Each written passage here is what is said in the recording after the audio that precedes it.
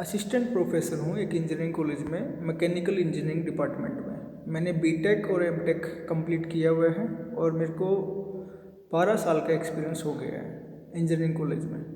मैं आपके सामने आज जो डिस्कस करने वाला टॉपिक है हमारा 12वीं के बाद हम क्या करें, मतलब 12वीं के बाद क्या करें, ये हमारा मेन हेडिंग है। तो सबसे पहले आपको मैं बता दूं कि ये जो टॉपिक है, ये जो मेन हमारा हेडिंग है, ये सभी पेरेंट्स के लिए और सभी स्टूडेंट्स के लिए ऐसा टॉपिक है कि वो इस बारे में बहुत ज़्यादा विचार करने लगते हैं जैसे ही वो 12वीं क्लास में होते हैं कि 12वीं के बाद क्या करेंगे, मेरा बच्चा क्या करेगा, या वो स्टूडेंट खुद सोचने लगता है कि मेरे को किस तरफ जाना चाहिए। और उनको ज़्यादा कुछ पता नहीं होता है, तो इसलिए वो क्या करते हैं, जो मैक्सिमम स्टूडेंट जिस तरफ जाते हैं वो भी उसी तरफ चल पड़ते हैं। तो मैं पहले बात करूँगा जिन बच्चों ने 12वीं जो है आर्ट साइड से की है। आर्ट साइड का मतलब है जैसे आपका पॉलिटिकल साइंस ले लिया उन्होंने 12वीं क्लास में, हिंदी हो गया, हिंदी के बाद एक अपना इंग्लिश सब्जेक्ट हो गया, 2 लैंग्वेज वाले हो गए, उसके बाद पॉलिटिकल साइंस हो गया, हिस्ट्री हो गया, तो कुछ इस तरह के सब्जेक्ट्स होते हैं, फिजिकल एजुकेशन हो गया, है ना। ये आर्ट साइड वाले बच्चों के लिए होता है। तो जो बच्चा 12th क्लास पास करेगा आर्ट साइड से, उसके पास क्या क्या ऑप्शंस होते हैं मैं उसके बारे में अभी आपको बताने वाला हूँ। सबसे पहले जो मोस्टली बच्चे करते हैं, मैक्सिमम स्टूडेंट्स जो है 12th आर्ट साइड से करने के बाद वो बीए में एडमिशन लेते हैं। बीए आप लोगों को सुना लग रहा होगा, कुछ लोगों को नहीं पता होगा, तो मैं आपको बता दूं जो 12वीं पास बच्चे होते हैं, बीए होता है बैचलर ऑफ आर्ट्स या बैचलर इन आर्ट्स। तो उसमें क्या होता है, बच्चा एक ग्रेजुएशन डिग्री ले लेता है। अब उसमें भी अब ये डाउट होता है बच्चे को कि मैं एडमिशन कैसे लूँगा बीए में। उसमें एडमिशन मैक्सिमम कॉलेज में या मैक्सिमम जो भी उसके नियर बाई कॉलेज होते हैं या दिल्ली यूनिवर्सिटी के अंडर में जो कॉलेज होते हैं, अगर उस बच्चे की परसेंटेज जो है बहुत अच्छी परसेंटेज होती है, दैट मीन्स 90 प्लस है, 80% प्लस है, तो वो मेरिट लिस्ट में लगती है हर कॉलेज की, और उसके जो भी बच्चा उस मेरिट लिस्ट में आ जाता है उस बच्चे का एडमिशन उस कॉलेज में हो जाता है। बट ऐसे नहीं होता है, उस कॉलेज की, उस यूनिवर्सिटी की उसको फॉर्म फिल करना पड़ता है। मैं एक एग्जांपल देना चाहूँगा आपको इसके लिए कि बच्चे का एडमिशन कैसे होता है। बच्चे का एडमिशन ऐसे होता है जैसे उसने 12th पास किया, वो कैंपस में विजिट करता है या उस यूनिवर्सिटी में विजिट करता है, वहाँ पे जाके एक एप्लीकेशन फॉर्म फिल करता है, वहाँ पे अपनी डिटेल फिल करता है, अपने डॉक्यूमेंट की फ़ोटोकॉपी लगाता है उस फॉर्म के साथ में, 10th क्लास की फ़ोटोकॉपी, 12th क्लास की फ़ोटोकॉपी, और जो भी परसेंटेज होती है वो फिल कर देता है। अब हम एक एग्जांपल लेते हैं कि जिस कॉलेज में उसने अप्लाई किया था वहाँ पे आपकी 95% की कट ऑफ लग गई है, फर्स्ट कट ऑफ लगी है। कट ऑफ भी आपकी 1, 2, 3 लगती हैं। जब तक उस कॉलेज की, उस यूनिवर्सिटी की सीट फिल नहीं हो जाती हैं तब तक यूनिवर्सिटी जो है कट ऑफ लगाती है। तो मान लो उन्होंने फर्स्ट कट ऑफ लगाई 95% और आपके लड़के के या उस स्टूडेंट के, उस बच्चे के नंबर आए हैं 90%, तो उसका एडमिशन नहीं हुआ, दैट मीन्स पहली कट ऑफ में। सेकेंड कट ऑफ लगी 93% की, 93% में भी उस बच्चे का एडमिशन नहीं होगा क्योंकि आपके बच्चे का तो 90% है, तो जो यूनिवर्सिटी है या कॉलेज है वो कॉल करेगा 93% वाले बच्चों को। अब हम फॉर एग्जांपल फिर भी हम ये लगाते हैं कि थर्ड कट ऑफ में भी, थर्ड कट ऑफ यूनिवर्सिटी ने या कॉलेज ने लगा दी, उसमें परसेंटेज लगी 90% और उसमें आपके बच्चे का नंबर पड़ गया है, तो उस टाइम पे आप एडमिशन करवा सकते हैं अपने बच्चे का। तो ये टोटली डिपेंड करता है कि कितने अच्छे मार्क्स आपका बच्चा जो है 12th क्लास में लेके आता है, अगर आपको अच्छे कैंपस में, अच्छे कॉलेज में एडमिशन करवाना है बच्चे का। ये एक एग्जांपल हो गया, आई थिंक आपको समझ में आया होगा, मैं उम्मीद करूँगा। तो पहला ऑप्शन था ये, मैक्सिमम स्टूडेंट्स को पता होता है कि 12th के पास मेरे को जो आर्ट साइड से बच्चा है बीए करना है। अब मैं बताऊँगा वो जो बच्चों को नहीं पता कि उसके पास क्या क्या अपॉर्चुनिटीज़ हैं। जो आर्ट वाला बच्चा है, ऐसा नहीं है कि उसके पास भी सीमित अपॉर्चुनिटी है, उसके पास बहुत सारी अपॉर्चुनिटी है, उसके पास वो डिफरेंट लाइंस में एडमिशन ले सकता है। पहला है डीएड। डीएड आप लोगों ने सुना होगा। डीएड होता है डिप्लोमा इन एजुकेशन। वो 12th क्लास पास बच्चा ही ले सकता है जिस बच्चे ने आर्ट साइड से, आर्ट स्ट्रीम से 12th पास की हुई है। तो डिप्लोमा इन एजुकेशन होता है टीचर्स के लिए, बेसिकली जो गवर्नमेंट टीचर्स की तरफ जाना चाहते हैं, गवर्नमेंट टीचिंग डिपार्टमेंट में जाना चाहते हैं, तो एक डिप्लोमा कोर्स होता है जिसमें टीचर्स को ट्रेनिंग दी जाती है, टीचर ट्रेनिंग प्रोग्राम होता है। इसके लिए आपका एक एंट्रेंस टेस्ट होता है डीएड में एडमिशन के लिए। अगर वो बच्चा एंट्रेंस टेस्ट जो है क्लियर करता है तो उसका जो भी डीएड एजुकेशन वाले कैंपस होते हैं, इंस्टीट्यूशन होते हैं, उसकी मेरिट के हिसाब से जो उस एंट्रेंस टेस्ट में वो बच्चा मेरिट लेगा उसका एडमिशन हो जाता है। तो आपको एक ये नई चीज़ पता चली है। ये कुछ बच्चों को पता होती है जो जिनके माँ बाप जो हैं टीचिंग डिपार्टमेंट में होते हैं, वो बताते हैं अपने बच्चों को कि डीएड कर ले बेटा, डिप्लोमा इन एजुकेशन। ये आपके पास एक सेकंड ऑप्शन हो गया। मैंने पहला बताया बीए, सेकंड मैंने ऑप्शन बता दिया आपको डीएड कोर्स जो है, जो टीचर्स ट्रेनिंग प्रोग्राम होता है एक तरह से। सेकंड ऑप्शन, थर्ड ऑप्शन है आपके पास एलएलबी। जो बच्चा 12th क्लास पास करता है आर्ट्स स्ट्रीम से, उसके पास एक ऑप्शन होता है एलएलबी का कोर्स करने का। एलएलबी बेसिकली, एलएलबी की फुल फॉर्म होती है बैचलर ऑफ लॉ, क्योंकि बहुत सारे बच्चों को इसकी फुल फॉर्म भी नहीं पता होती, बैचलर ऑफ लॉ। तो बेसिकली ये एक फाउंडेशन कोर्स होता है। एलएलबी आपको पता है, एलएलबी करने के बाद आप एक एडवोकेट के लिए टेस्ट देते हैं। एलएलबी कंप्लीट होने के बाद जो आपका एक इनका जो अथॉरिटी होती है, लॉ एजुकेशन की अथॉरिटी होती है, वो टेस्ट ऑर्गेनाइज करती है और वहाँ से आपको सर्टिफिकेट मिलने के बाद आप एक एडवोकेट, ऑफिशियल एडवोकेट हो जाते हैं। तो एलएलबी कैसे करते हैं आप, एलएलबी में एडमिशन कैसे ले सकते हैं? मैं in the sense government sector की बात कर रहा हूँ। अभी जितने भी मैंने बातें की हैं, आपके एंट्रेंस टेस्ट की बात की है मैंने, जो अच्छे कैंपसेज हैं, जो परसेंटेज में 95 तक बता रहा था, 99% तक जाती है एडमिशन्स में, जो दिल्ली यूनिवर्सिटी के अंडर में कैंपस हैं जो, तो उनकी बातें कर रहा हूँ मैं अभी आपको। प्राइवेट कॉलेज में आप डायरेक्टली भी जाके एडमिशन ले सकते हैं बिना एंट्रेंस टेस्ट दिए हुए, ठीक है।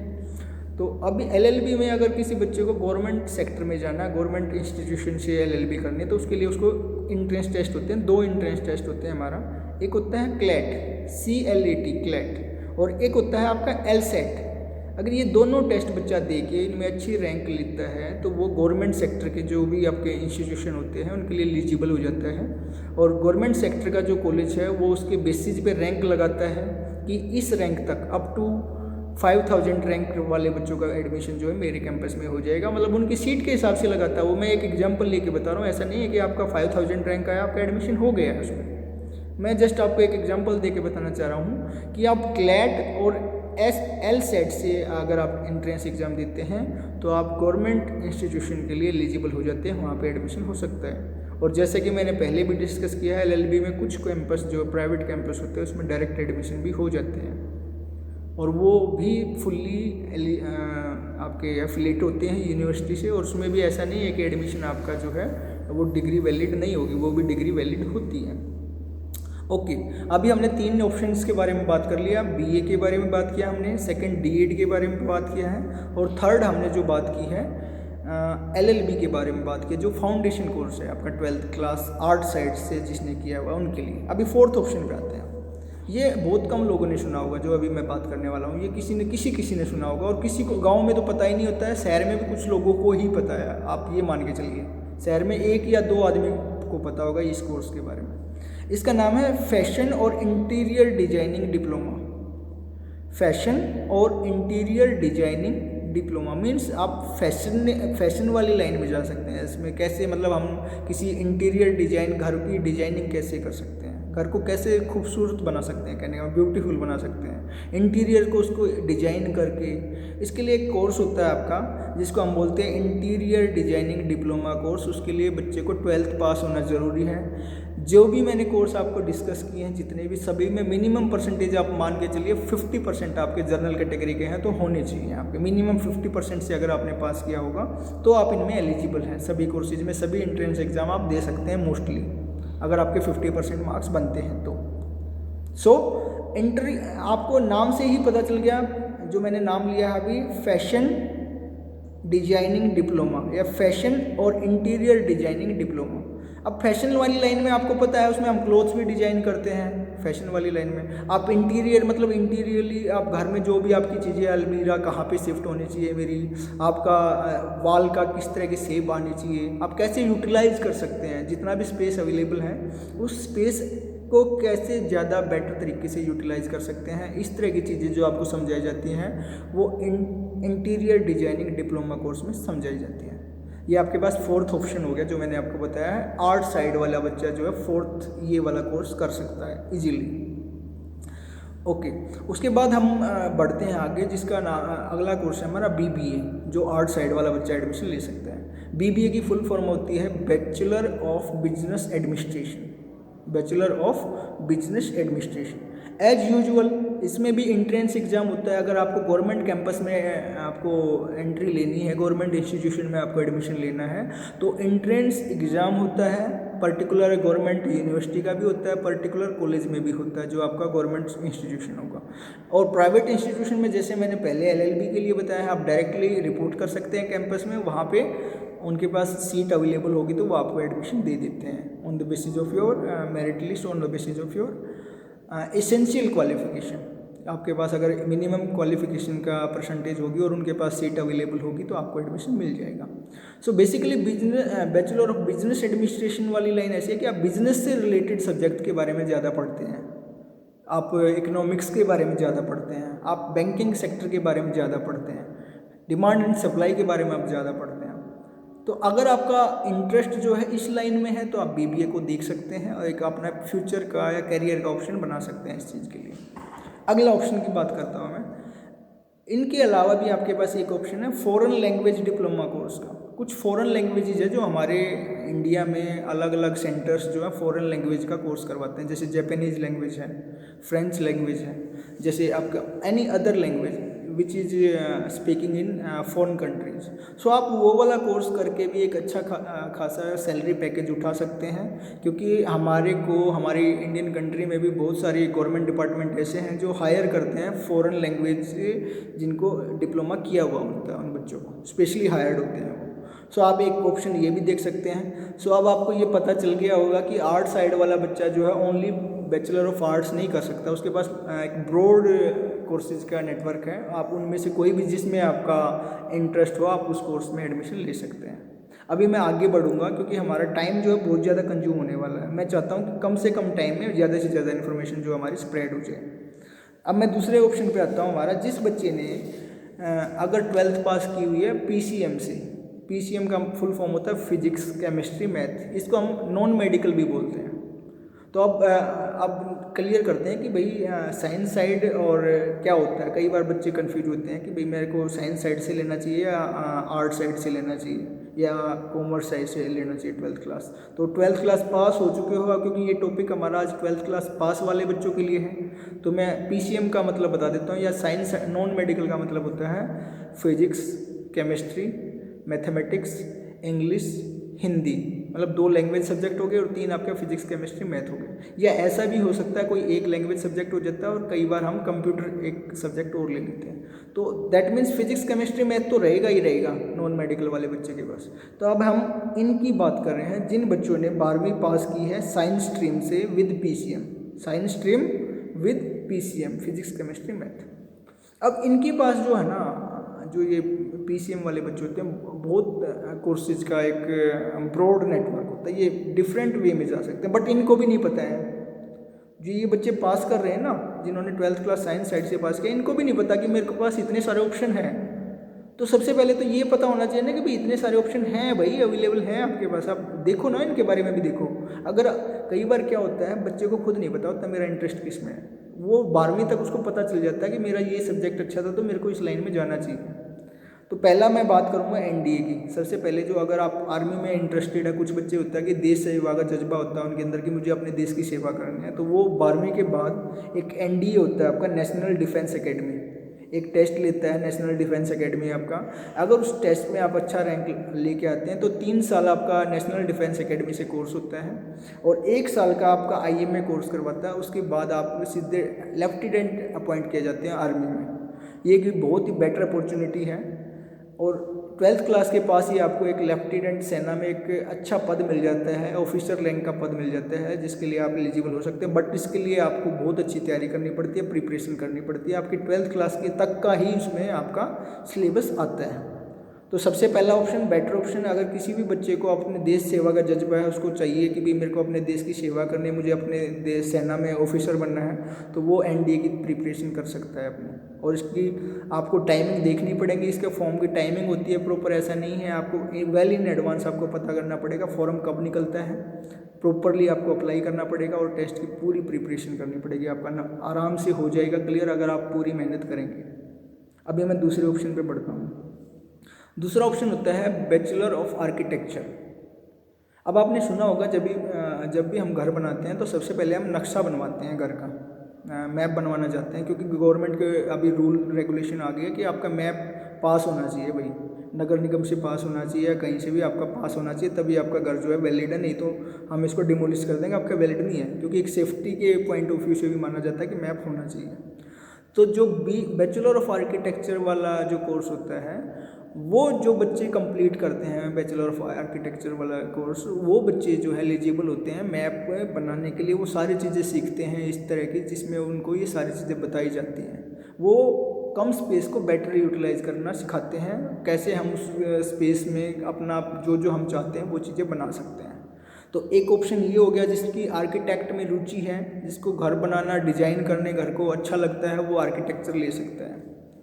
अब आगे बढ़ते हैं, तीसरा ऑप्शन जो है साइंस साइड वालों बच्चों के लिए होता है bachelor of planning and design. Bachelor of planning and design यानी कि प्लानिंग करना है और डिजाइन करना है।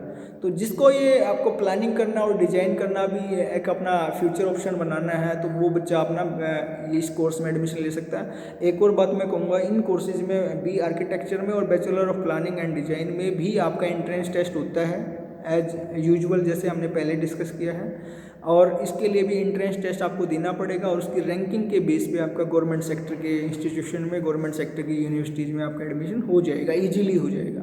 बट आपको रैंक अच्छा लाना पड़ेगा, क्योंकि आपको पता है सीट्स जो हैं सभी इंस्टीट्यूशन में लिमिटेड होती हैं। अगर आप वहाँ पे क्रैक नहीं कर पाते हैं, आपका एडमिशन नहीं हो पाता गवर्नमेंट सेक्टर में, फिर आपको प्राइवेट सेक्टर की तरफ देखना पड़ेगा। और आप जानते हैं प्राइवेट सेक्टर में फ़ीस जो है गवर्नमेंट सेक्टर के कंपैरिजन में थोड़ा सा ज़्यादा होती है, तो आपको थोड़ा सा फाइनेंशियली बर्डन सहन करना पड़ेगा उसके लिए।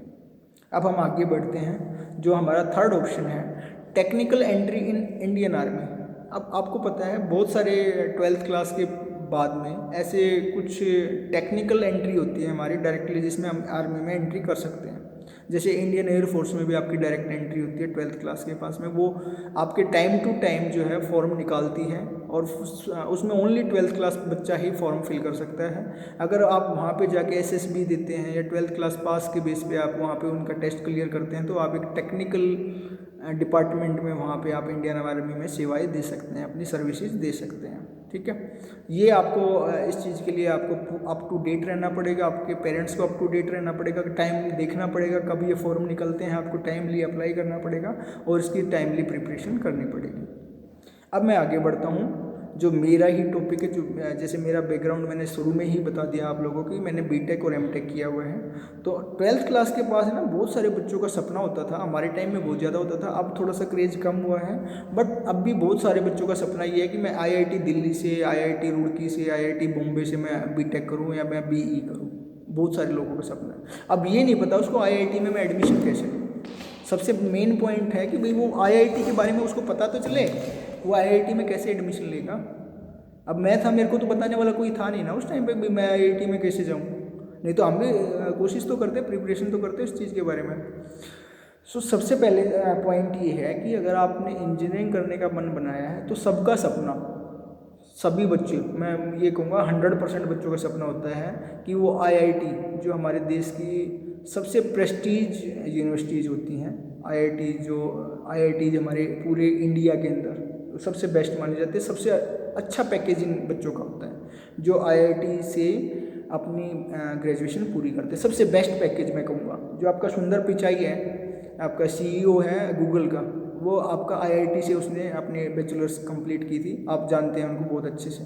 आपके अरविंद केजरीवाल जी हैं, जो अभी चीफ मिनिस्टर हैं दिल्ली के, उन्होंने IIT से ग्रेजुएशन कंप्लीट किया हुआ है।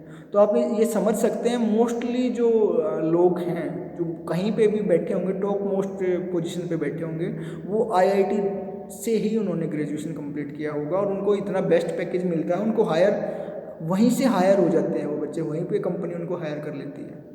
तो आप ये मान के चल सकते हैं कि IIT में एडमिशन हो गया तो आपका जो फ्यूचर है वो सिक्योर है, ये आप 100% मान के चल सकते हैं। तो मैं बात करता हूँ कि IIT में एडमिशन होगा कैसे भाई। अब इस पॉइंट पे आते हैं, बात करें तो पहले तो आपको एक JEE मेंस पेपर होता है, मैंने एक वर्ड बोला JEE, ठीक है, JEE मेंस पेपर होता है आपको वो पेपर देना पड़ेगा, JEE मेंस का पेपर देना पड़ेगा। उस पेपर के बेसिस पे, उसमें लास्ट टाइम मैं बताऊँ आपको तो लगभग 12-13 लाख बच्चे या 15-16 लाख बच्चे बैठते हैं उसमें, ऐसा सुनने में आया है। हो सकता है ये फिगर कम भी हो और ये फिगर ज़्यादा भी, मैंने एग्जैक्टली डाटा नहीं निकाला है, मैं आपसे बात करूँ कि भाई मैंने डाटा निकाल के बात कर रहा हूँ। उसके बेसिस पे आपका उसमें रैंक आएगा, जेई मेंस के बेसिस पे आपका रैंक आ जाएगा। उस रैंक के उस टेस्ट होने के बाद अगर आपको आईआईटी में ही एडमिशन लेना, ओनली आईआईटी में एडमिशन लेना है आपको, तो जेई मेंस देने के बाद में आपको वहाँ पे वो सिलेक्ट करते हैं फर्स्ट स्टूडेंट्स को, जो भी फर्स्ट उनके 10,000 या 11,000 स्टूडेंट्स होते हैं उनमें से वो बच्चे ले लेते हैं जेई मेंस वालों को।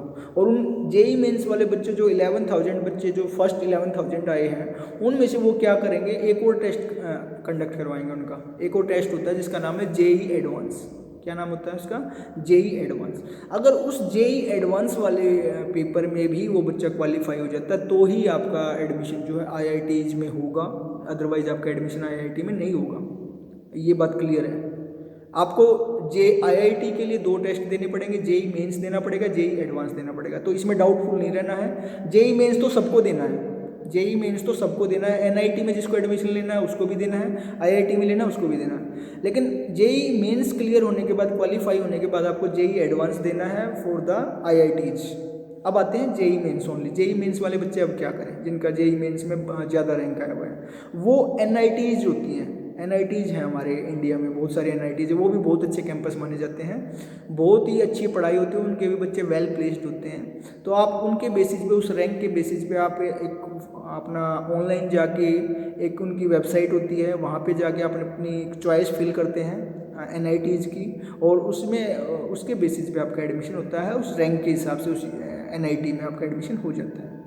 अगर आपका एनआईटी में भी एडमिशन नहीं होता, फॉर एग्जांपल मान लेते हैं एनआईटी में भी आपका एडमिशन नहीं हुआ, तो उसके बाद आप जा सकते हैं यूनिवर्सिटीज़ में, जो गवर्नमेंट यूनिवर्सिटीज़ होती हैं। हर स्टेट में कुछ गवर्नमेंट यूनिवर्सिटीज़ होती हैं, उनमें भी एडमिशन आपका जेई मेंस के रैंक के बेसिस पे हो जाता है। तो आप उसके लिए भी फिर आपको फॉर्म फिल करना है, चॉइसेस फिल करनी है, और आप डायरेक्टली रिपोर्ट भी कर सकते हैं जाके यूनिवर्सिटी में, और यूनिवर्सिटी भी उस बच्चे को एडमिशन लेने के लिए एग्री होती है जिस बच्चे का रैंक जो है चाया होता है। तो ये टोटली डिपेंड करता है रैंकिंग पे और अवेलेबिलिटी ऑफ सीट्स पे। ओके, ये हमारी जो अभी बात थी bachelor of engineering and bachelor of technology की बात थी। तो आप मेरे हिसाब से, मैं समझूंगा कि आप लोगों को क्लियर हुआ होगा कुछ डाउट। अगर आपको प्राइवेट कॉलेज में एडमिशन लेना है तो मे भी चांसेस हैं आप, अगर आपका रैंक डाउन भी आया होगा तो भी एडमिशन हो जाएगा। और कई कॉलेज तो ऐसे भी हैं जो आपने टेस्ट नहीं दिया है, मैनेजमेंट सीट पे आपका एडमिशन कर लेते हैं प्राइवेट इंजीनियरिंग कॉलेज में। तो वो आप उसमें विजिट करके देखिए कि उसमें फैसिलिटीज़ अवेलेबल हैं कि नहीं है, सारी चीज़ें वो आप देख के और फिर आप एडमिशन ले सकते हैं। और as usual private engineering college में compare to government engineering college fees structure थोड़ा सा बर्डन ज़्यादा होता है। उसके बाद नेक्स्ट ऑप्शन है जो साइंस साइड से बच्चे किए हुए हैं, direct second year of engineering diploma. जो 12th का क्लास पास बच्चे हैं और वो इंजीनियरिंग जो डिप्लोमा होता है, डिप्लोमा इन इंजीनियरिंग होता है, उसमें डायरेक्टली सेकेंड ईयर में एडमिशन हो सकता है उनका। बट वो कैसे हो सकता है? उनको एक डेट का एग्जाम देना होता है, डिप्लोमा एंट्रेंस टेस्ट होता है एक। डिप्लोमा इंजीनियरिंग में एडमिशन लेने के लिए उनको एक डेट का टेस्ट देना पड़ता है, और उसकी फिर उसकी काउंसलिंग होती है। उस बच्चे का रैंक आ जाता है उस टेस्ट के बेसिस पे, और उसकी काउंसलिंग होती है, और वो चॉइस फिल करता है अपनी गवर्नमेंट पॉलिटेक्निक के लिए, government engineering diploma in engineering college, और उनके बेसिस पे उसका एडमिशन जो है रैंक के हिसाब से हो जाता है। तो वो डायरेक्टली सेकेंड ईयर में जाएगा। 3 साल का कोर्स होता है आपका डिप्लोमा इन इंजीनियरिंग, वो सेकेंड ईयर में चला जाएगा वो बच्चा। आगे बढ़ते हैं हम। आगे एक BCS कोर्स होता है। BCS होता है bachelor of computer science. BCS क्या होता है? Bachelor of computer science. ये 3 साल का डिग्री प्रोग्राम होता है। जिस बच्चे का इंटरेस्ट जो है कंप्यूटर साइंस में है वो अपना BCS कर सकता है और आगे कंप्यूटर की पढ़ाई को अपने बढ़ा सकता है, आगे कर सकता है। इसमें भी एडमिशन एज यूजुअल आपको फॉर्म फिल करना पड़ेगा, अप्लाई करना पड़ेगा, और कट ऑफ लगेगी, उसके बेसिस पे आपका एडमिशन हो जाता है। उसके बाद BCA है। BCA में भी एडमिशन जो साइंस वाला बच्चा होगा उसी का होगा। BCA होता है bachelor of computer application. This is also a computer related या computer background graduation course. Next one is bachelor of science. BSc कर सकता है बच्चा। सो आपको पता है JRF वगैरह मिल जाता है बच्चे को, जूनियर रिसर्च फेलोशिप आपको मिल जाता है अगर आप BSc करते हैं। BSc कंप्लीट करने के बाद में कई यूनिवर्सिटीज़ जो है JRF प्रोवाइड कर देती हैं बच्चों को। इसमें आपको साइंटिस्ट बनने के चांसेस ज़्यादा हो जाते हैं। BSc MSc जो इस तरह के आप आगे बढ़ते हैं तो साइंटिस्ट वाली लाइन जो है आपके पास ओपन होती है। Last, note the list, this is second last, hotel management की डिग्री है, आप उसमें जा सकते हैं। होटल मैनेजमेंट में आपके पास आप होटल में मैनेजर के पोस्ट के लिए आप अप्लाई करते हैं, उसमें आप कैसे मैनेज करना आपको सारी चीज़ों को, उसके बारे में आप डिस्कस कर सकते हैं। ये कोर्स आपको सारी चीज़ें समझाएगा उसके बारे में। इसमें भी अगेन एंट्रेंस टेस्ट होता है और एंट्रेंस टेस्ट के बेसिस पे आप डिफरेंट कॉलेज को सिलेक्ट करते हैं और उसमें आप अपनी काउंसलिंग में आप उनके कॉलेज में एडमिशन ले सकते हैं। और लास्ट जो हमारा है साइंस साइड वाला बच्चा क्या कर सकता है, लास्ट है फिल्म एंड टेलीविज़न डिप्लोमा, यानी कि FTII। ये किसी ने सुना नहीं होगा, क्योंकि अगर कोई फिल्म लाइन में जाना चाहता है, फॉर एग्जांपल किसी को 12th क्लास कर ली उसने साइंस साइड से और वो चाहता है कि भाई मेरे को फिल्मों में इंटरेस्ट है, भाई मेरे को तो ये वाली लाइन चाहिए, तो उसके लिए एक डिप्लोमा कोर्स होता है आपका फिल्म एंड टेलीविज़न डिप्लोमा, इसको बोलते हैं फिल्म एंड टेलीविज़न डिप्लोमा, ठीक है। और ये आपका FT सेकेंड बोल सकते हैं, FTII है आपका ये कोर्स जो है, आप इसमें कम करके इस कोर्स को और आप एलिजिबल हो जाते हैं आप उस लाइन में जाने के लिए, फिल्म लाइन में जाने के लिए, फिल्म और टेलीविज़न लाइन में जाने के लिए। तो ये हमारा था साइंस साइड वाले बच्चों के पास क्या क्या ऑप्शन है। उम्मीद करूँगा आप लोगों को समझ में आया होगा। फिर भी मैं ये नहीं कहूँगा कि आपको डाउट नहीं होंगे, डाउट रहे होंगे आप लोगों के। मैंने कुछ आपको ड्यूरेशन नहीं बताई है कोर्सेज़ की, कितने ड्यूरेशन का कोर्स होता है।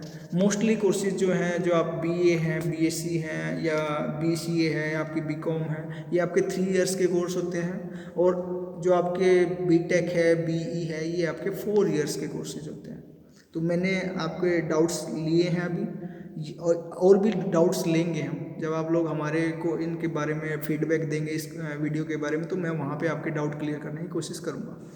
आगे बढ़ते हैं। 12वीं जिस बच्चे ने साइंस स्ट्रीम से की है PCB के साथ में, PCB मतलब फिजिक्स केमिस्ट्री बायोलॉजी के साथ में, अब ये डॉक्टरी लाइन आ जाती है। कई बच्चे बोलते हैं मेरे को डॉक्टर बनना है, तो मैथ्स हट के वहाँ से PCB की जगह पे PCB आ जाता है। PCM था तो PCB आ जाता है। अगर डॉक्टर बनना है आपको, आपके बच्चे को डॉक्टर बनना है, आप चाहते हैं मेरा बच्चा डॉक्टर बने, या बच्चा चाहता है डॉक्टर बने, उसका इंटरेस्ट है समाज सेवा करने में, जैसे आपको पता है डॉक्टर समाज सेवा के लिए ही जाने जाते हैं, समाज सेवा करते हैं वो, तो आप उसके लिए क्या करना चाहिए बच्चे को। सबसे पहली चीज़ कि बच्चे ने फिजिक्स केमिस्ट्री बायोलॉजी हो बच्चे के पास, और अदर लैंग्वेज सब्जेक्ट हो जाता है या कंप्यूटर साइंस हो जाता है, हिंदी इंग्लिश या कोई कंप्यूटर का सब्जेक्ट हो जाता है उसके पास। तो वो बच्चा, अब उसके पास क्या क्या ऑप्शन है, वो क्या क्या कर सकता है PCB जिसने लिया हुआ है। सबसे पहला ऑप्शन मैं बताऊंगा BAMS। BAMS क्या होता है, bachelor of Ayurvedic medicine and surgery. BAMS क्या फुल फॉर्म होती है, bachelor of Ayurvedic Veda medicine and surgery. ये 5.5 ईयर्स का कोर्स होता है। कितने ईयर्स का होता है, 5.5 ईयर्स, 5 ईयर्स एंड 5 मंथ्स। इसमें क्या होता है, 5 ईयर्स की तो आपकी एजुकेशन होती है, उसमें आपके एग्जाम्स भी होते हैं, और 5 मंथ्स की आपकी इंटर्नशिप होती है, ट्रेनिंग होती है आपके हॉस्पिटल्स में। तो आपको ये कोर्स में एडमिशन लेने के लिए आपको एंट्रेंस एग्जाम देना होगा एज यूजुअल। और कोर्सेज में भी आप एंट्रेंस एग्जाम देते आए हैं, वेल इन एडवांस आपको पता करना पड़ेगा, फॉर्म की फीस फिल करनी पड़ेगी, और अगर आप गवर्नमेंट कैंपस में एडमिशन चाहते हैं तो आपको अच्छा रैंक लेके आना पड़ेगा, और तभी आपका एडमिशन हो सकता है, अदरवाइज आपको प्राइवेट की तरफ जाना पड़ेगा, ज़्यादा फाइनेंशियल बर्डन आएगा आपके ऊपर। सेकेंड ऑप्शन आता है आपका PCB से किए हुए बच्चे के पास BHMS। BHMS होता है full form bachelor of homeopathic medicine and surgery, bachelor of homeopathic medicine and surgery. ये वाला कोर्स भी अगेन 5.5 ईयर्स का होता है। अगेन आपको एंट्रेंस टेस्ट देना पड़ेगा, और एंट्रेंस टेस्ट के बेसिस पे आपकी कट ऑफ लगती है, आप चॉइसेस फिल करते हैं गवर्नमेंट कैंपस की, गवर्नमेंट कॉलेजों की जो हमारे इंडिया में अवेलेबल है, और उसके रैंक के बेसिस पे आपका एडमिशन होता है, या नहीं होता है तो आपको प्राइवेट सेक्टर जाना पड़ेगा। सेकेंड ऑप्शन ये था हमारा। थर्ड ऑप्शन है आपके पास BV.SC। BV.SC का फुल फॉर्म होता है bachelor in veterinary science, bachelor in veterinary science. तो मीन्स वेटरनरी का कोर्स आपको पता है, जो आपके एनिमल हॉस्पिटल्स होते हैं उनमें आपके डॉक्टर्स होते हैं, उसमें आपके डिप्लोमा होल्डर्स जो आपके नीचे होते हैं, वो उसमें आपको अगर अपना कैरियर बनाना है, आपको एनिमल्स की हेल्प करनी है, एनिमल्स को स्वस्थ करना है, तो उसमें आप ये वाला कोर्स कर सकते हैं, जिसका इंटरेस्ट जो है गांव से बैकग्राउंड से, और वो चाहता है कि मैंने ये देखा हुआ है और इस लाइन में मेरे को जाना है, तो उसके लिए भी आपको एंट्रेंस टेस्ट देना पड़ेगा। एंट्रेंस टेस्ट के बेसिस पे हर कोर्स में ये वाला प्रोसीजर फॉलो करना पड़ेगा। एंट्रेंस टेस्ट देना पड़ेगा, चॉइसेस फिल करनी पड़ेंगी, और उसके बाद आपको जो भी रैंक मिलेगा उस रैंक के बेसिस पे आपको कॉलेज अलॉट कर दिया जाएगा, और वहाँ पे जाके आपको फीस फिल करनी पड़ेगी। ये प्रोसीजर होता है। नेक्स्ट आता हूँ मैं, जो सबसे ये माना जाता है कि सबसे मोस्ट पॉपुलर कोर्स माना जाता है, जिसने पीसीबी किया होता है, फिजिक्स केमिस्ट्री बायोलॉजी से किया होता है। सबसे पॉपुलर कोर्स कौन सा है उसमें? एमबीबीएस। एमबीबीएस की तरफ मोस्टली बच्चे, जैसे मैंने बताया था कि जिसने नॉन मेडिकल लिया वो मानते हैं कि इंजीनियर बनेगा, ये इंजीनियर का कोर्स करेगा और कुछ नहीं है। अब मैंने इतनी सारी चॉइसेस बता दी, उसमें भी आपके पास बहुत सारी चॉइसेस। ऐसे ही जिसने फिजिक्स केमिस्ट्री बायोलॉजी ली होती है ना, वो बच्चे वो सोचते हैं कि हम ये डॉक्टर के लिए कर रहे हैं कोर्स, लेकिन डॉक्टर नहीं है ओनली, उसमें डॉक्टरी लाइन में भी बहुत सारे कोर्सेज हैं। अब एमबीबीएस की जैसे हम बात करने वाले हैं, एमबीबीएस की फुल फॉर्म होती है bachelor of medicine and bachelor of surgery. क्या होता है? Bachelor of medicine and bachelor of surgery. This is again and 5.5 years course, 5 years of your education and 5 months of your internship, that means for training. अगर आपको इस वाले test में, अगर आपको एमबीबीएस में एडमिशन लेना है तो इसके लिए आपको नीट का एग्ज़ाम देना होता है, NEET नीट का एग्ज़ाम देना होता है। और लास्ट 2021 में 16 लाख लोगों ने इसका टेस्ट दिया था, यानी कि 2021 में 16 लाख बच्चों ने ये टेस्ट दिया था नीट वाला। और इसमें आपको पता है लिमिटेड सीटें होती हैं, इसके रैंक के बेसिस पे, जो नीट में आपका रैंक आएगा उसके बेसिस पे आपको कॉलेज अलॉट होता है, आप चॉइस फिल करते हैं और फिर आप एडमिशन के लिए जा सकते हैं एमबीबीएस में। तो एक बहुत अच्छा कोर्स है, आप बहुत अच्छा काम कर सकते हैं, समाज सेवा का काम कर सकते हैं, लोगों को स्वस्थ कर सकते हैं, गवर्नमेंट सेक्टर में भी ऑप्शन है, आप अपना खुद का हॉस्पिटल भी खोल सकते हैं, आप किसी अच्छे प्राइवेट कॉलेज में भी या प्राइवेट हॉस्पिटल में भी जाके आप अपनी सेवाएं दे सकते हैं। तो एक ये ऑप्शन है आपके पास, एमबीबीएस का कोर्स आप कर सकते हैं। एक मैं इसमें एक चीज़ ऐड करना चाहूँगा कि इसका टेस्ट जो है 154 सिटीज़ में होता है, पूरे इंडिया में, ऑल ओवर इंडिया में 154 सिटीज़ में ये नीट का टेस्ट होता है। और इसमें एक एज की लिमिट होती है, इसमें जो आपकी 17 ईयर्स मिनिमम एज होगी बच्चे की, वो टेस्ट दे सकता है, मिनिमम बोल रहा है मैंने, है ना। तो 17 ईयर्स वाला मिनिमम होना चाहिए, यानी 16 वाला नहीं दे सकता, दैट मीन्स मैं क्लियर कर दूँ इसमें। तो 17 ईयर्स जिसकी एज है वो ये टेस्ट दे सकता है, ओके। और मैं एक चीज़ बताना आपको, थोड़ा सा पीछे जाऊँगा, BHMS में 18 ईयर्स है age limit, 18 to 25, up to 25 आप टेस्ट दे सकते हैं, बट मिनिमम 18 होना चाहिए बच्चा, तब आप BHMS यानी कि bachelor of homeopathic medicine and surgery, उस वाले में आप टेस्ट दे सकते हैं। और तीनों ही कोर्स जो है BHMS, BAMS and MBBS 5.5 years के हैं, बैचलर इन वेटरनरी साइंस भी 5.5 ईयर्स का है। अब हम आगे बढ़ते हैं। अगला कोर्स आपके पास है पैरामेडिकल। पैरामेडिकल का कोर्स बेसिकली आपका डिप्लोमा कोर्स भी होता है, एक 6 मंथ का एक सर्टिफिकेशन कोर्स होता है, एक आपका 3 ईयर्स का डिप्लोमा कोर्स होता है। तो पैरामेडिकल लाइन किसी बच्चे को चूज करना है, उसके लिए भी आपको अगेन यूनिवर्सिटी या कॉलेज आपका एक एंट्रेंस टेस्ट ऑर्गेनाइज करता है, उस यूनिवर्सिटी का या उस कॉलेज का आप एंट्रेंस टेस्ट दीजिए और आपका एडमिशन जो है, जितने बच्चे आप उनमें, जितनों बच्चों में टॉप पे आएंगे आपका एडमिशन हो जाएगा, जितने उनके पास सीटें होंगे वो कट ऑफ लगा देंगे आप ऐसे इसके लिए एलिजिबल हो सकते हैं। नेक्स्ट ऑप्शन है, जो बच्चा साइंस साइड से with PCB physics chemistry biology करता है, उसके पास नेक्स्ट ऑप्शन है बीएससी नर्सिंग। बीएससी नर्सिंग एक नर्सिंग वाला सेक्टर है, ये हॉस्पिटल्स में आपको पता है, देखे होंगे आपने, नर्सिस होते हैं, ठीक है। उस लाइन में अगर किसी बच्चे को हेल्प करनी है, डॉक्टर की हेल्प करना चाहता है कोई बच्चा, तो वो ये वाला कोर्स एडमिशन ले सकता है इस वाले कोर्स में। और वो बीएससी नर्सिंग करके भी आपके एक अच्छे समाज सेवा कर सकता है हॉस्पिटल्स में या नियर बाई अपने गवर्नमेंट इंस्टीट्यूशंस में। तो बीएससी नर्सिंग के लिए भी 4 ईयर्स का कोर्स होता है। बीएससी नर्सिंग की फुल फॉर्म होती है bachelor of science in nursing, bachelor of science in nursing, this is the full form of this course and it's duration is 4 years. Next course है diploma in nursing. अगला आप 12th class के बाद में directly admission ले सकते हैं diploma in nursing में। This course has 3 years duration, इस कोर्स की 3 साल की ड्यूरेशन है। इसके लिए आपको एंट्रेंस टेस्ट देना पड़ेगा और उसके बेसिस पे आपका एडमिशन होगा। सभी कोर्सेज में, मैं जितने भी कोर्सेज की बात कर रहा हूँ, मिनिमम परसेंटेज आपकी 50% होनी ही चाहिए, मिनिमम है फॉर जनरल कैटेगरी।